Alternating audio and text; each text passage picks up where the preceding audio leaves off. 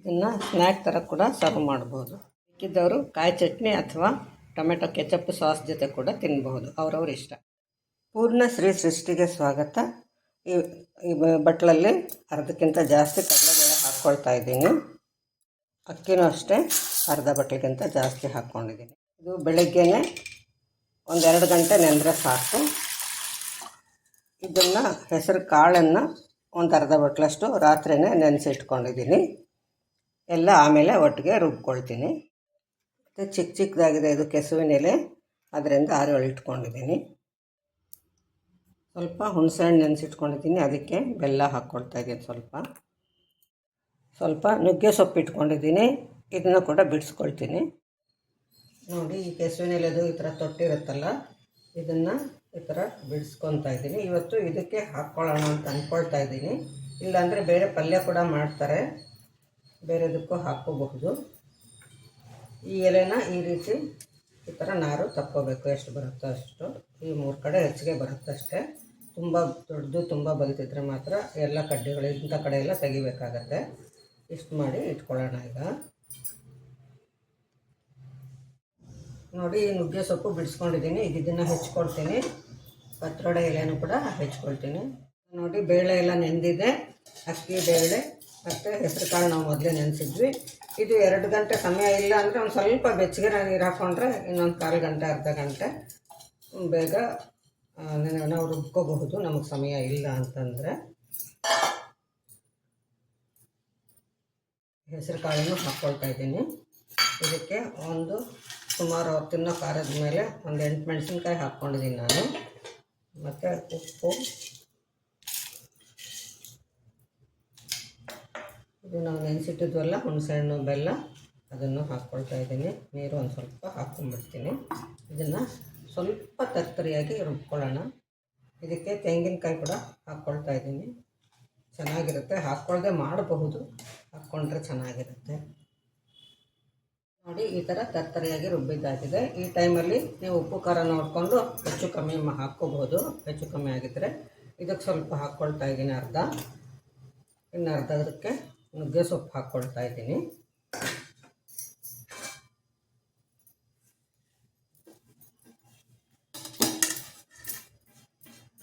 ಎರಡು ಬೆರೆಸಿ ಇವಾಗ 2 ತಟ್ಟೆಗೆ ಎಣ್ಣೆ ಹಚ್ಚಿಟ್ಕೊಂಡಿದ್ದೀನಿ, ಅದಕ್ಕೆ ಹಾಕ್ಕೊಳ್ತೀನಿ. ಇದಕ್ಕೆ ಸ್ವಲ್ಪ ನೀರು ಚಿಮ್ಕಿಸ್ಕೊಳ್ಳೋಣ ಅಂತ. ಸ್ವಲ್ಪ ಮೃದುವಾಗಿರುತ್ತೆ, ಸ್ವಲ್ಪ ಚಿಮ್ಕಿಸ್ಕೊಂಡು ನೋಡಿ ಇಷ್ಟು ಗಟ್ಟಿಯಾಗಿದೆ. ಸ್ವಲ್ಪ ನೀರು ಮಾಡಿಕೊಂಡು ತಟ್ಟೆಗೆ ಹಾಕ್ಕೊಳ್ತೀನಿ. ಈ ಥರ ತಟ್ಟೆಗೆಲ್ಲ ಹರಡ್ಕೊಂಡ್ಬಿಡಬೇಕು.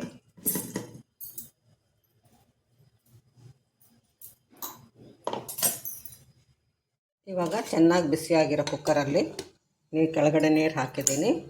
ಇದ್ರ ಮೇಲೆ ಕಡ್ಡಿ ಇಟ್ಬಿಟ್ಟು ಇನ್ನೊಂದು ತಟ್ಟೆ ಇಡ್ತೀನಿ. ಆವಾಗ ಚೆನ್ನಾಗಿ ಆವಿ ಆಡುತ್ತೆ, ಬೇಯುತ್ತೆ.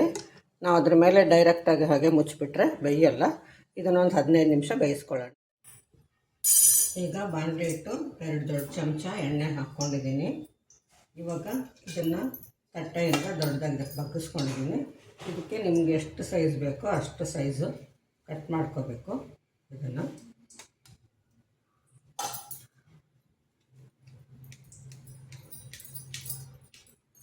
ಇದಕ್ಕೆ ಸಾಸಿವೆ ಹಾಕೋಣ.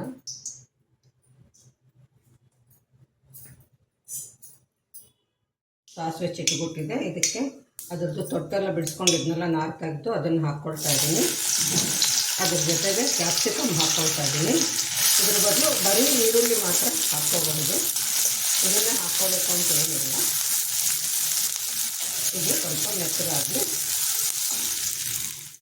ಈಗ ಸುಮಾರಾಗಿ ಮೆತ್ತಗಾಗಿದೆ, ಸ್ವಲ್ಪ ಕ್ರಂಚಿ ಆಗಿದ್ದರೆ ಚೆನ್ನಾಗಿರುತ್ತೆ.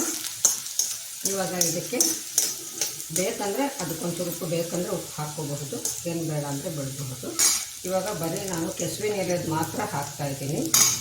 ನುಗ್ಗೆ ಸೊಪ್ಪಿಂದು ಹಾಗೆ ಇದೆ.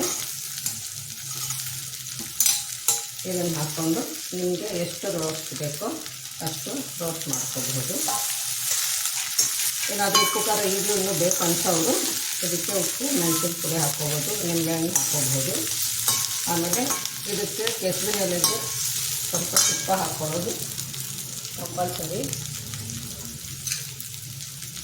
ಸ್ವಲ್ಪ ತುಪ್ಪ ಹೀಗೆ ಹಾಕ್ಕೊಂಡ್ಬಿಡ್ತೀನಿ. ಬಡ್ಸ್ಕೊಳ್ಳೋವಾಗ ಹಾಕ್ಕೊಳ್ದೇ ಇದ್ರೂ ನಡೆಯುತ್ತೆ.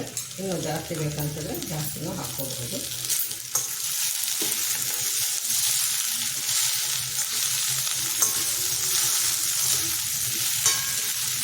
ಸುಮ್ಮನೆ ಹಾಗೆ ಕೂಡ ತಿನ್ನಬಹುದು, ಆದರೆ ರೋಸ್ಟ್ ಮಾಡಿಕೊಂಡು ಗರಿಗರಿ ಇದ್ದಿದ್ರೆ ಸ್ವಲ್ಪ ಮೇಲೆ ಚೆನ್ನಾಗಿರುತ್ತೆ.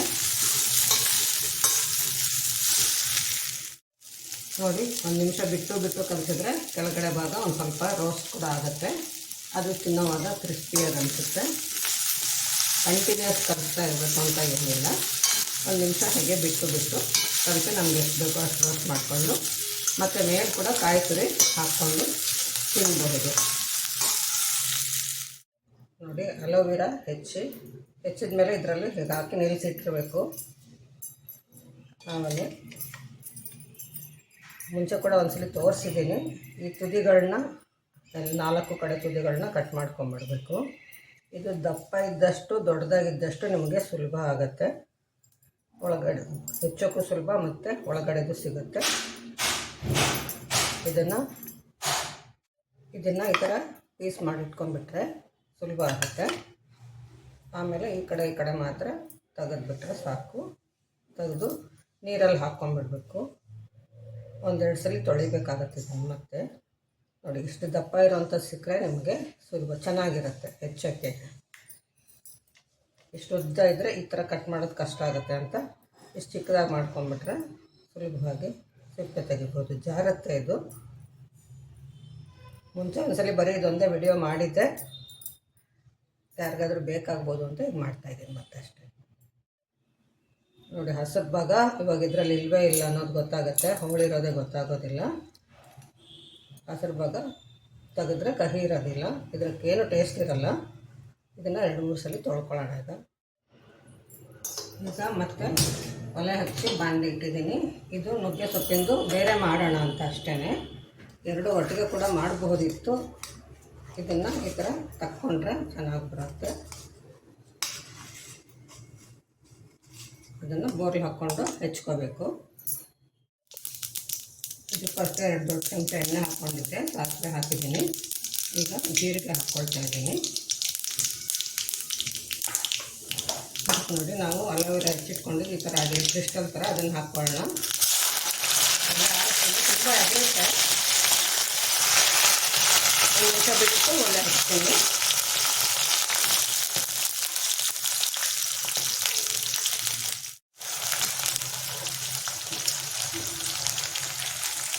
ಅಷ್ಟರಲ್ಲಿ ಅದು ಆಗ್ತಾಯಿದೆ. ಅಷ್ಟರಲ್ಲಿ ಇದನ್ನು ಹೆಚ್ಕೊಳ್ತಾ ಇದ್ದೀನಿ.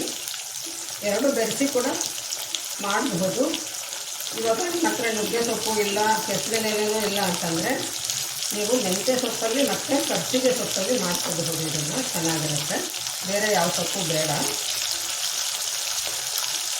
ಆ ಥರದ್ದೇ 2-3 ಸೊಪ್ಪು ಬೆರೆಸಿ ಮಾಡ್ಕೊಳ್ತೀವಿ ಅಂದ್ರೂ ಮಾಡ್ಕೊಬೋದು. ನೀವು ಮಾಮೂಲಿ ಸೊಪ್ಪಿಂದು ಬೇರೆ ಅಡುಗೆಗಿಂತ ಇದು ತಿನ್ನೋಕ್ಕೆ ತುಂಬ ಇಷ್ಟಪಟ್ಟು ತಿಂತಾರೆ. ಚಾಟ್ ಥರನೇ ಇರುತ್ತೆ. ಚಾಟ್ ಥರನೂ ಕೂಡಿಸ್ಬೋದು. ನಾವು ತಿಂಡಿಗೂ ಕೂಡ ಮಾಡ್ಕೋಬಹುದು. ಸ್ಟಾರ್ಟರ್ ಥರ ಕೂಡ ಮಾಡ್ಕೋಬಹುದು. ದಪ್ಪಮೆಣಸಿನ್ಕಾಯಿದ್ದು ಒಳಗಡೆ ಈ ಭಾಗ ಕೂಡ ಹಾಕ್ಬೋದು. ಇದು ಹಾಕ್ತಾಯಿದ್ದೀನಿ. ನೋಡಿ, ಇವಾಗ ಅಲೋವೆರಾ ಈ ಥರ ಈರುಳ್ಳಿ ಥರನೇ ಕಾಣುತ್ತೆ. ಈರುಳ್ಳಿ ಕೂಡ ಹಾಕ್ಕೋಬೋದು. ನಾನು ಅಲೋವೆರಾ ಇಷ್ಟ ನನಗೆ, ಅವಾಗಲೇ ತಿನ್ನಬೇಕು ಅಂತ ಹಾಕ್ಕೊಳ್ತಾ ಇದ್ದೀನಿ. ಅಲೋವೆರಾ ಹಾಕದೆ ಮಾಡೋಕ್ಕಾಗಲ್ಲ ಅಂತ ಅಂದ್ಕೋಬೇಡಿ. ಇವಾಗ ಇದು ಇಷ್ಟ ಆಗಿದೆ. ಇದನ್ನು ಇದಕ್ಕೆ ಹಾಕ್ಕೊಂಡು ಹೇಳಿದ್ನಲ್ಲ ಆವಾಗಲೇ ಅದೇ ಥರ ಫ್ರೈ ಮಾಡ್ಕೋಬೇಕು. ಇದು ನೋಡಿ, ನುಗ್ಗೆ ಸೊಪ್ಪಿನ ಕೂಡ ರೆಡಿ ಆಯಿತು. ಇದು ಕ್ಯೂಬ್ಸ್ ಅಲ್ವಾ, ಅದಕ್ಕೆ ಕನ್ನಡದಲ್ಲಿ ಘನ ಅಂತಾರೆ. ಅದಕ್ಕೆ ಘನ ಪತ್ರ ಅಂತ ನಾನು ಹೆಸರಿಟ್ಟಿದ್ದೀನಿ. ನಿಮಗೇನು ಅನಿಸುತ್ತೆ? ರುಚಿಯಾಗಲಿ ಹೆಸರಾಗಲಿ ಅದ್ರ ಬಗ್ಗೆ ನೀವು ಕಾಮೆಂಟ್ ಮಾಡಬಹುದು. ತೆಂಗಿನಕಾಯಿ ಹಾಕೋದ್ರಿಂದ ಹಗುರ ಆಗುತ್ತೆ. ಇಲ್ಲಾಂದರೆ ಒಂದು ಸ್ವಲ್ಪ ನೀರಾಗಿಟ್ಟರೆ ಇಷ್ಟೇ ಹಗುರ ಬರುತ್ತೆ. ಇದನ್ನು ಮಾಡಿಟ್ಬಿಟ್ರೆ ಸುಮ್ಮನೆ ಹೋಗ್ತಾ ಬರ್ತಾ ಕೂಡ ಬಾಯಿ ಹಾಕ್ಬೋದು ಅಂತ ಅನಿಸುತ್ತೆ. ತಿಂಡಿ ಥರ ಒಂದೇ ಥರ ಕುತ್ಕೊಂಡು ತಿನ್ನಲೇಬೇಕಾಗಿಲ್ಲ, ಹಾಗೆ ಮುಗ್ದೋಗ್ಬಿಡುತ್ತೆ. ಇಷ್ಟೊತ್ತು ನನ್ನ ವಿಡಿಯೋ ನೋಡೋದಕ್ಕೆ ಧನ್ಯವಾದಗಳು.